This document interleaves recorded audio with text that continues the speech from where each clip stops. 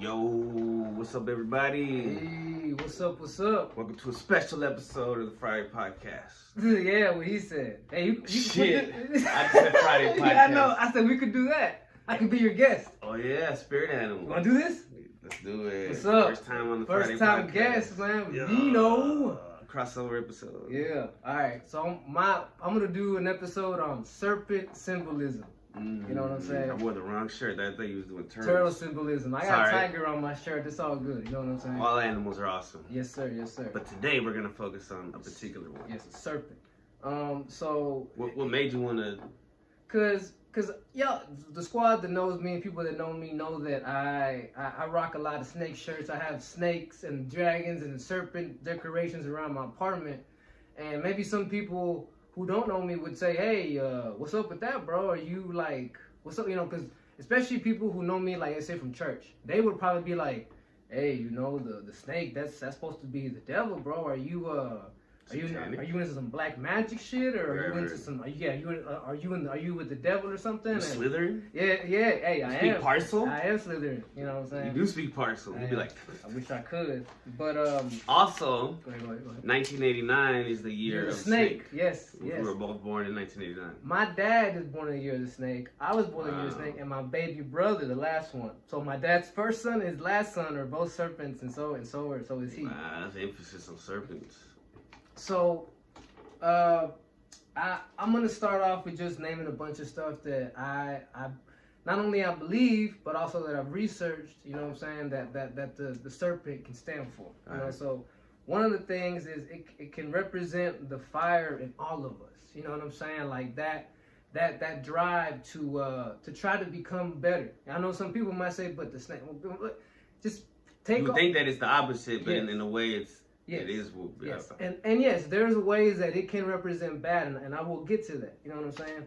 But in a lot of ancient cultures, they would seek, you know, like the path to enlightenment. You know what I'm saying? And what it was actually, you know, basically it's really the path of love. You know what I'm saying? Because go ahead, bro. I was gonna say, like, I don't remember what they said, but the snake, and that's why you have a. And I'll have to show a drawing of the snake that you have, the Aztec style drawing. Oh yeah, we'll show that. Yeah. But the snake was very important to them too. They also had a feathered, like a flying snake. Quetzalcoatl was their serpent. Was their main god. Wait till I get to all the cultures and how they. So it's like, well, that's deep too. And by the way, anytime you want to chime in, just chime in. Right. You know what I'm saying? It's all good. This is the Friday Podcast. That's right. This is his podcast, so he can say whatever he wants. So, like I said, a lot of it, you know, the path of love. A lot of people are like, well, what? Okay, just go with me. So this path of love, you know, to raise that serpent up, you know, fire up you, had to do with three things: chanting or praying, cultivation of unconditional love through service through humanity. So in other words, you move from the ego self into the heart self, bro. To where I'm not. It's not that I don't care about myself, right? But you're now basically living a life of service over self. You know what I'm saying? Right. And the third thing was worship of a deity or a guru or a teacher. And if you're religious, hey man, every religion has their teacher, has their prophet. You know what I'm saying? So, you know, you can try to equate this to like, oh, this is some Middle Eastern stuff. No, this chanting and praying. As a Christian, I pray every day. Service over self. I'm about that. You know what I'm saying? I'm about trying to be a good example over trying to please myself. You know what I'm saying? And of course, the worship of a deity. You know, hey Christ. You know what I'm saying? Like of course, you know, you live by the code that He left, the stuff that He said. You know what I mean? The Bible, the good book, so to speak. You know, and once again, every culture will have that. So you know, whether they're monotheistic or or polytheistic. Yeah. And the goal is to kindle the fire of love, which will raise up through the spine like a serpent. That's where it comes from. You know, it's and this goes into some people will say that sounds like some kundalini. Yes, this goes into that's what that stems from. So for example, the Hindu culture, you'll see a lot of 7-headed serpents. You know, big old serpents. Well. That's to symbolize the activation of the 7 chakras or the energy centers. You know what I'm saying? And also serpent. Remember, 7 chakras. Serpent has 7 letters. Okay. Yeah. That's why I said serpent is important. You know, it's the thing. You know what I'm saying? Right. That's probably the original name for it. Yeah. Snake is probably probably used to be an adjective, and it probably got pushed into a synonym. Yeah. So I'm about to tell you all the cultures and how they got it. So the Australian Aborigines, you know, they had the rainbow serpent called Wangina or Wanja.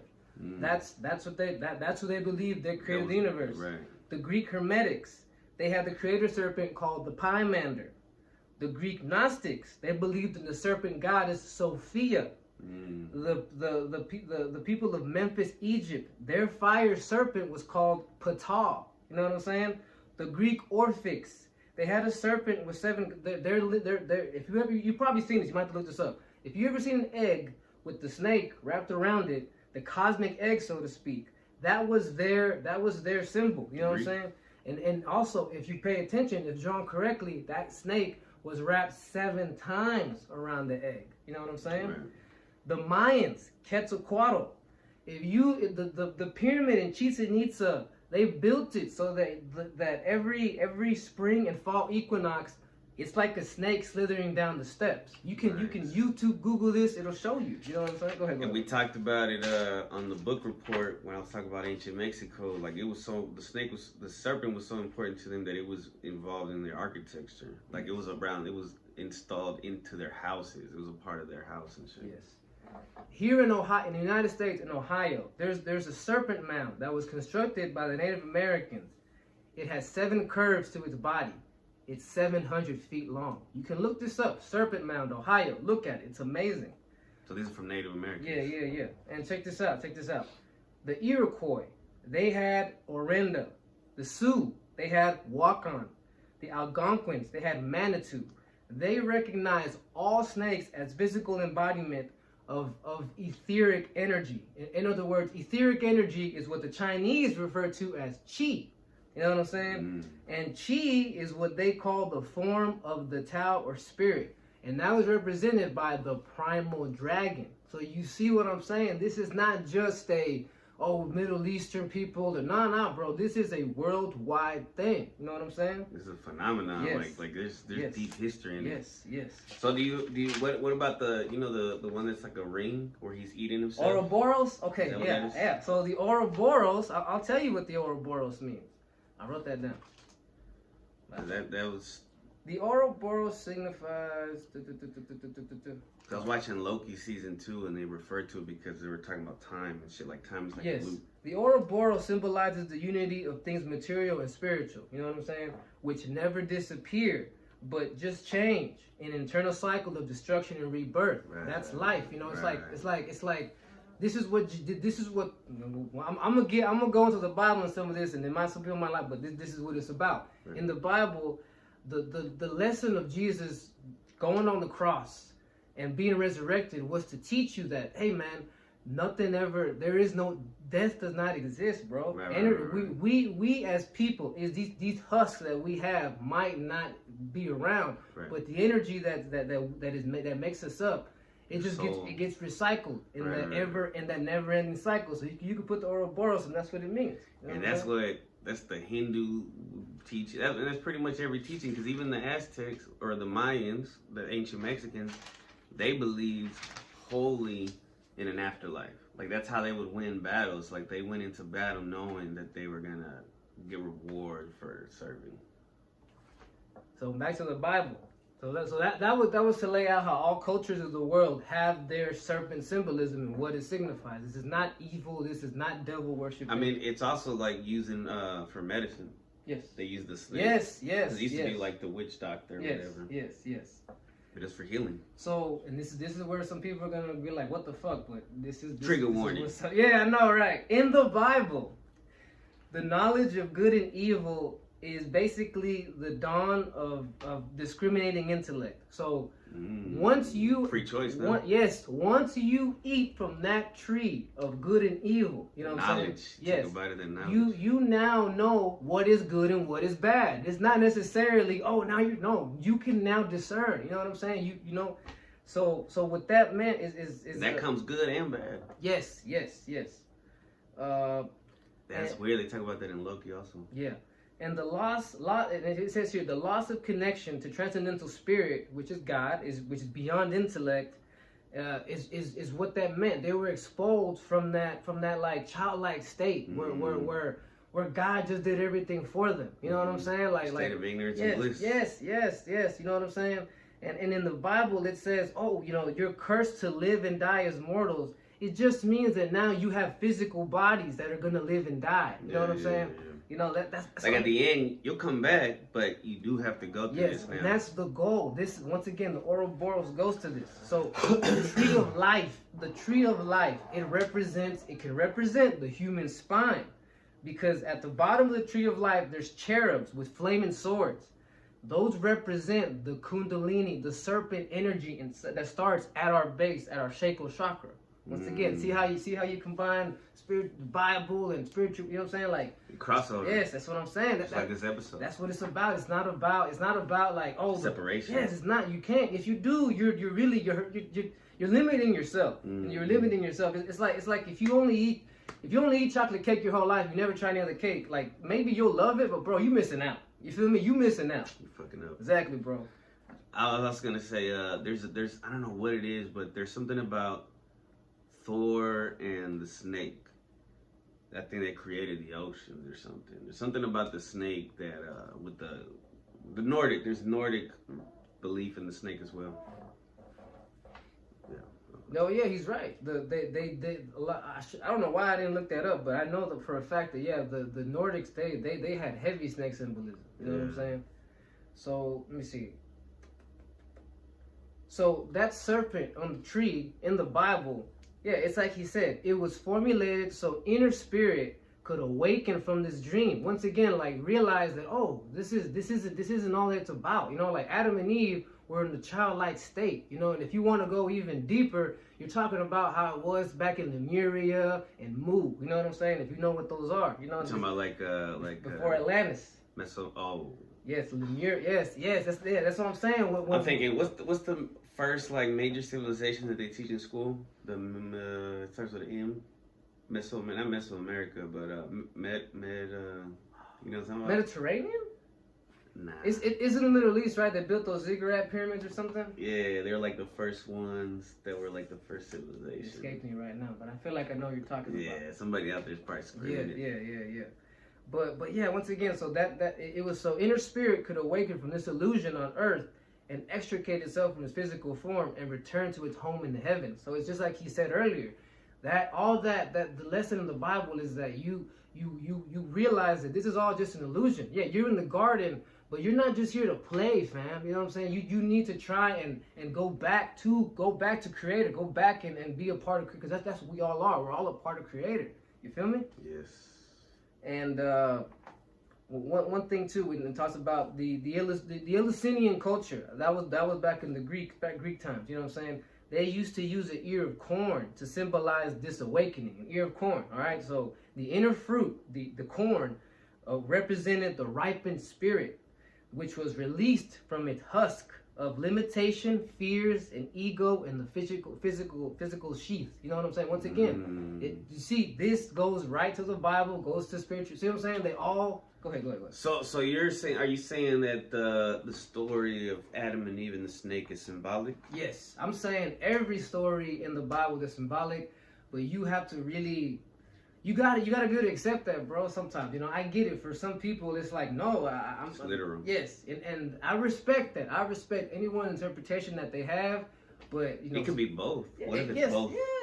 That's what I'm saying. That's like, how deep it can be. Like, if you took it as this lesson and it did you good, then hey, bro, I'm not gonna sit there and tell you wrong. And then when you elevate to another level of thinking, yes, then you like, oh, maybe it's even deeper. Yes, there's parts of the Bible where Jesus said, "I have a lot more to tell you, but you would probably get mad at me if I told you this stuff." So they weren't ready. Exactly, Mankind wasn't ready. Exactly, that's what I'm saying. Like there's just some stuff that even Jesus back then was like, man, you know what? Just start off with not being assholes. I'm about to start a riot. Yeah, you know, they're already gonna crucify me. I don't, you know what I'm saying? I don't need to make it work. I don't need to get more torture. Yeah. So that is big interpretation there. It can also represent Ego. Oh, go ahead. Oh no, go ahead. Yeah, it can represent ego. This is where I would put that picture up. You can try to show it? Yeah. There's a picture above my doorway that I think represents this perfectly. Oh yeah. So that guy is tilted up the other way. There you go. All right, freeze it. So if y'all see, that's a dude meditating with this dragon coiled around his body, and he's got a book in his hand, and he's got a bunch of other stuff around him. I'm not really good at this. Hold on. Right there you go. All right, y'all see it? All right, come on back down. That was perfect, bro. So this is my interpretation, but that's how of that picture. Of course, I love when people look at the pictures I have and they tell me what they think of me. But this is my interpretation, you know. All right. So the ego, it represents the ego. It represents you not letting that dragon carry itself away. You know, like carry you away with it. You know what I'm saying? Like sometimes it'll rage and you will allow yourself to fall into your lower emotions, your lower chakra, so to speak. You know what I'm saying? But when in that picture that y'all just saw, the guy was like caressing his dragon. You know, it was like they're friends. You know, and that's the goal. Is to you never eliminate the ego, bro. You tame it. You know what I'm saying? You never eliminate the dark in you. You temper it. You temper it with your light side. The same thing. You have to. You can't just be like life is all light and love. It really isn't. Okay. There has to be a balance. There's darkness there too, and you have to be able to accept that. Like, see, look, it's cool. Like, you see how half my face is lit and has a little dark. That's kind of that's what life is about. It's about the balance. You know what I'm saying? And learning how to manage and maintain that balance through all our situations, because suffering is never gonna end, bro. Like if you one of those people that meditates or does whatever this stuff and says, oh, you know, I'm doing this so I can eliminate all human suffering and just live a life of peace and bliss and no, that's not ever gonna happen, bro. You have to get good at managing the stress. You have to get good at managing the chaos. You know what I'm saying? Yeah. It's never gonna go away. You know, right. Go walk around at Walmart, bro. You're never gonna tame that, but you get good at not letting that shit fuck with you. You know what I'm saying? Sorry for cursing like that, but yeah.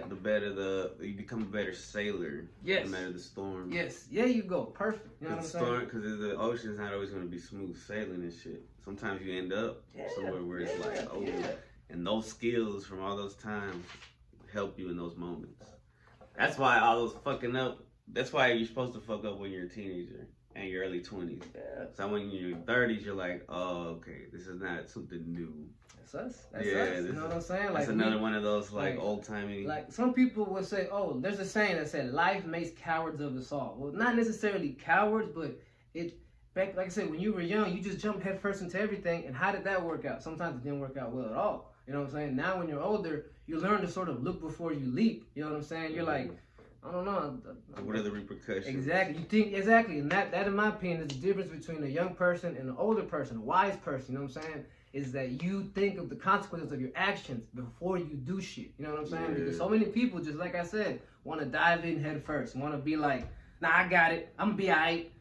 Well, invincible. Exactly. You could be more. Which you are, but not yet. Your body's not invincible. Exactly. You know, and I think that's why when you're a teenager and 20, your body is so much more durable. It can take a lot of dumbass stuff, and now when you're older, you can't do that shit, bro. You know, if I tried to go and be up all night, go drink like days in a row, I would probably die. Like end up in the hospital. I would get sick like really bad right now, and what is that about? Well, it's because you don't know better. You know what I'm saying? Well, now you know what I'm saying. Like you should have learned. You know. And it's the same thing with like some people. Like I like to stay in shape. I don't do the same shit that I was doing in the gym that when I was 20 that I do now, because hey, I know now that some of that shit is just too risky, bro. I'm trying to get up the next day and go to my job and not be aching and shit. You know what I'm saying? But I want to be in shape. But there's ways to do that. You know what I'm saying? You ain't got to do all them crazy, stupid lifts. You ain't got to put all that weight on the fucking bar every fucking time. You know what I'm saying? You don't have to. You know what I mean? Like. It's just about, I want my body to stay in shape so I can wake up and not be in pain, you know what I'm saying? Be able to move around. I'm like, oh, you know what I'm saying? Like, That's what it's about. Yeah, because then what's the point of being in shape and shit if you can't even move around? Yeah, and let me tell you, bro, Kevin and Romo will attest to this because they knew me in my 20s and they were to work with me. And I used to always I was Mr. Musclehead at work. I was Mr. I work out twice a day. Liver King and shit. Yeah, basically, bro. I was doing some stupid shit. Yeah, bro. Liver Prince. I shake my head so hard at the dumb shit I was trying to do to stay in shape and get buff. But let me tell you, all it did was take up my time and energy, bro. I had no time for anything else but to be in shape. And you know what? It got to a point where if I didn't get my workout in, I wouldn't even want to go to work. I wouldn't want to get up. I wouldn't want, you know what I'm saying? I'm like, nah, what's the point? What's the point of me being buff if I'm not even going to do anything with it other than just, you know what I'm saying? Yeah, bro. Get buffer. Yeah, that's what I'm saying, bro. Just maintain. Now my philosophy is maintain a mobile body, you know what I'm saying, where things move the way they're supposed to, where you don't have those old people aches, you know what I'm saying, and you can move around, you happy, you know, and you can put on whatever clothes you want, you know what I'm saying, like, you know, it's not, now it's not necessarily about, I need to put more weight on the bars, it's about, hey, I need to make sure that I do my cardio, so that, you know what I mean. And back then, I was like, cardio, I'm gonna lose all my muscle. Now it's like, no. Stretching and exactly, shit. yeah. Back then, stretching, I was like, stretching? What the fuck what is... am I, girl? What am I, bitch? What am I doing, yoga? Yeah, when I pick up this weight, my muscle's gonna stretch. You know what I'm saying? And let me tell you, stupid philosophy, bro. Young person philosophy, you know? And I would go tell that young man to slow down if I could. He wouldn't listen, but that would be the advice. Slow down, bro. You know what I'm saying? Focus more on instead of making... Oh my God. No, instead of making it about like 70% getting in shape and 30% going to work and then not even having time to be a decent boyfriend or husband, I would totally flip that shit, bro. You know what I'm saying? Focus more on making sure that the overhead is good. Basically, that you can pay your bills. That you're not a socially awkward motherfucker, because I know this. So many people who are in super badass shape, they're socially awkward because they don't practice that shit. They don't make the time to go and be around people or have friends because they live in the gym and all they care about is getting in shape and staying in shape. You feel me? Yeah. Hey, so all right, so like Go ahead. the snake, going back to the snake. Serpent. The serpent. So like for instance, when you are falling into those behaviors of pride and ego, and that's when you're letting the serpent control you. Yes. Right? Yes. That's the serpent. Yes. Excuse me. Whenever I was younger, like you were into that, I was into like girls and drugs and shit, and I was allowing that serpent to control me. Yes. Yes. I was taking a backseat instead of me controlling it. And because our serpents were not even awakened. Once again, back to the chakras. Our serpents were still in our lower chakras. We hadn't even opened up our heart chakras yet. We didn't even know about that shit, bro. So of course, when the serpent is still young like that, and that's all it's gonna want to do with us. You know, every time it's gonna take us away and control us. We're just gonna go into the lower chakras, like I said, drugs, girls, you know, ego, you know what I'm saying, vanity. That, you know, that was your boy. You know, that's us. That was us. You know what I'm saying? Buying shit. Yes, but not yes. On the money management episode, I talked about how I just racked up so much debt just buying. And by the way, the third credit card was the Macy's credit card. I remembered. Whoa. Yeah. I don't even remember you talking about that. Damn, this guy here. His memory might have been better. It's all good. But so that's how I think it's about ego. Now, there's a third thing that the serpent symbolizes, and that is sexual energy. This is where you go into things like tantra, kundalini, you know what I'm saying? And I got some notes here about it, you know what I'm saying? Before you do that, I got another one. Go ahead, bro. Because of the fact that they shed their skin, their symbol of change. Yes. You can be yourself, but you can also change aspects of yourself that you need to get rid of. Yes, us becoming wiser is an equivalent of us shedding skins. You know what I'm saying? When something goes down and you want to react a certain way, but you decide to react a better way, a more mature way, that's you shedding a skin. That's you letting go of certain layer of you that was unnecessary. Yeah. And a serpent sheds its skin like every day. So you need to do the same. You know what I'm saying? You need to constantly be hunting for stuff that is holding you back or keeps you in a state of you know, not staleness. Yeah, you know what I'm saying? Yeah. You know, one of the not things, growth. yeah, one of the things that I'm really happy that life's giving me is young friends. You know, like Tony, like Romo, like Kevin. They're guys in their young mid-20s, and they keep me fresh. They keep me from turning into that bitter old man that's always like, y'all don't know no better. No, because I talk to these guys a lot and I hang out with them, I know how they think. Because otherwise you'd be like a Mexican Larry David. He's right. Yeah, basically, bro. Basically, bro. I just be grumpy like, y'all don't know shit. What's wrong with y'all? No, bro. They're still learning. And the thing I've learned too is that the way things are now, it is so much harder to really pick up good habits, bro, because you're just bombarded with negative habits. One of the things that I dabble into is like hypnotism and like you know, when you get messages that without knowing what there's a way like how some people get it and then they write a book. Well, it's kind of like when you say you're watching something and a message pops in and you don't know the message popped in. What's synchronicity? No, like a bad, like something to try to control you. Like, for example... subliminal? Yes. I'm into that stuff. You know, and the hypnotism and subliminal messages go hand in hand. I'm going to tell you how. Because if you go to a person that is going to hypnotize you, what they're going to do is they're going to make you stare at something, and you're going to sort of get hypnotized by whatever you stare at, or you're going to start counting down, or you're going to, you know what I'm saying? Yeah. And so think about this, bro. Everything that we watch is now on this big bright screen. And the colors are everywhere. The colors are 4K, super bright. You're allowing yourself to get hypnotized. You know Even what I'm saying? before that. Yes. Like, if you go back and you can find an assortment of clips of old Disney movies and different clips and shit that show subliminal messages. Like for instance, whenever Simba is older and he falls into the ground, it shows that there's like dust that comes up and it spells sex. Mm. And it's like, what? Like, I go through 25 years of life and I don't realize that until somebody slows it down and shows me, like, oh, it is there. We all knew about the cover for The Mermaid with the phallus. Did you ever see that? The golden phallus? Yeah. But also on Little Mermaid, whenever they're getting married, the pastor, he gets a boner. This is 27 minutes? Holy shit. Yeah. I thought we were 10 minutes in or something. No. Hey, we've been talking. Yeah, bro. Welcome to the Friday podcast. Yeah. So, and then there's a lot of subliminal things. It's like, wow, so that really, that's not the only reason I was such a horny teenager, but that didn't help.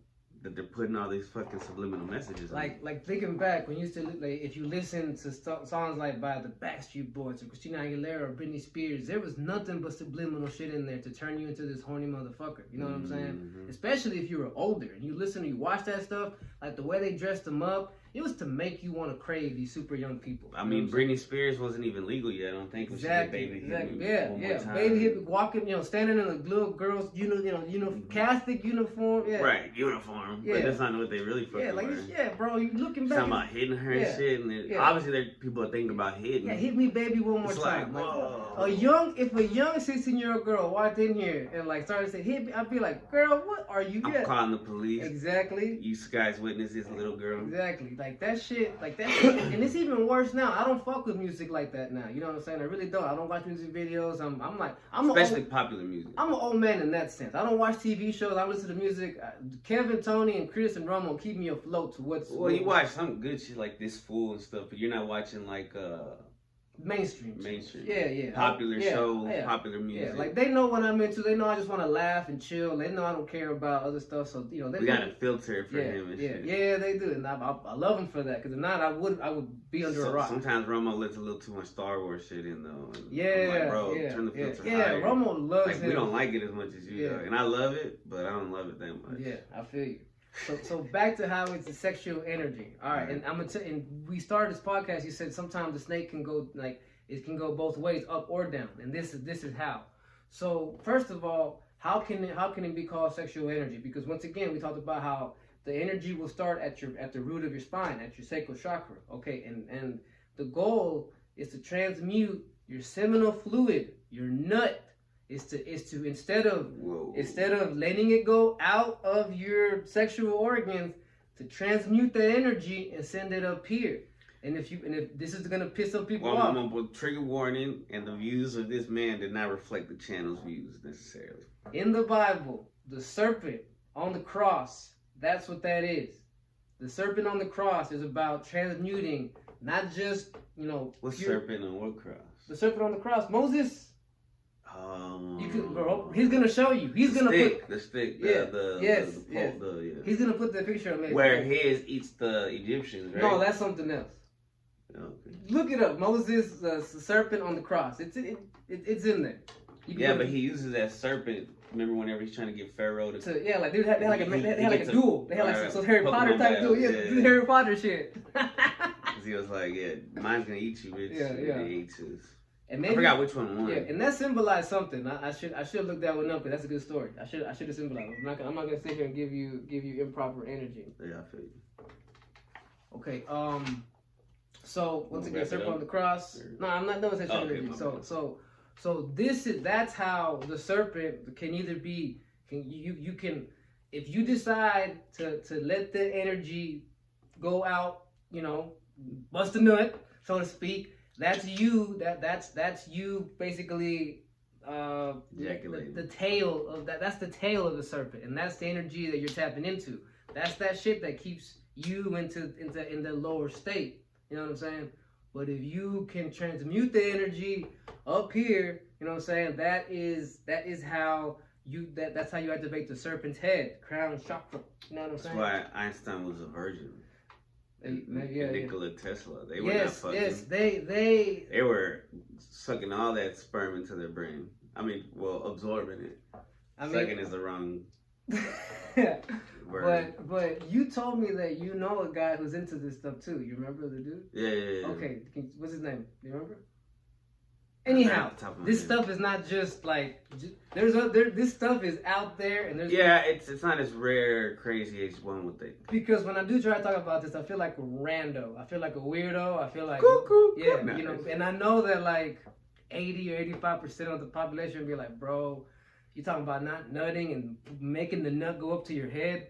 It's not nut, because what makes you bust a nut is the energy that you use. You know what I'm saying? How you use that energy is up to you. You turn it into nut, or you can turn it into energy. Yes. You know what I'm saying? Right. Yes. And because it's a life force. Yes, it's life. There you look. He started to see. He started to get it. You know what I'm saying? Yeah. Life force. Yes. There. So that is how it can be related to sexual energy as well. You know what I'm saying? I've committed atrocities. Hey, me too, bro. Me too. Holocaust. Yeah. Yes. It's a miracle that, and this is also what I found out. This is why most men who hit age 40, who just ejaculate all the time, they have prostate issues. That lower chakra gets damaged. That serpent. Overuse. That serpent turns on you. You know what I'm saying? I mean, in all reality, with our evolution and our creation, these physical forms, the only time we're actually supposed to ejaculate is to make a child. Technically, right? Make a child. So in the form we're like, yo, we might not survive. Let's make another one. Then you're supposed to, you know. I mean, that is how you technically. But we're also more than just animals. Yes. So people use it as a form of expression. There you go. Come on. I like this. I like this coming out. He's like, that's it. Like, so sex, I don't think is necessarily bad. No, it's not. No, and this is not. This is not. But there is benefits to abstaining from it. Yeah, this is not saying don't have sex. Yo. No. Let me tell you something. In order for you to get good at transmuting that life force up here, you have to have a lot of sex and practice that, bro. You know what I'm saying?